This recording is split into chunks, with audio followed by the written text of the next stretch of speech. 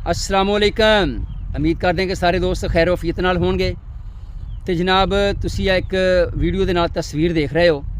ये तस्वीर मार्च के पहले हफ्ते की है।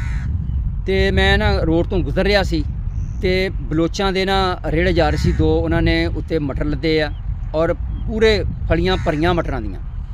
तो एक तस्वीर नहीं है, इस तस्वीर के पिछे एक किसान का कितना नुकसान, उहदा दुख दर्द ते करब कितना छुपया होया, और इसका अंदाज़ा सिर्फ एक किसान लगा सकता कि एक किसान ने ज़मीन अपनी ठेके ते लई होएगी पहले, फिर उहदे विच महंगे डीजल दे नाल हल चलाया, हल चला के ज़मीन नूं तैयार किया, फिर उहदे विच जनाब खेड़ा बना के फिर महंगा मटरां दा बीज लिआंदा, मटरां दा बीज लिया के बीज के फिर उन्होंने खादां पाइयां जनाब, पानी लगाए, मेहनत की, मेहनत करके उन्होंने जिस वक्त तैयार किया तो मंडी जनाब उहदा इन्ना रेट नहीं लग्या कि वो इन्हां मटरां नूं तड़ा के किराया भर के उन्होंने पैक करके तो आड़त भर के उत्थे वेच आवे तो उन्होंने कुछ बचे।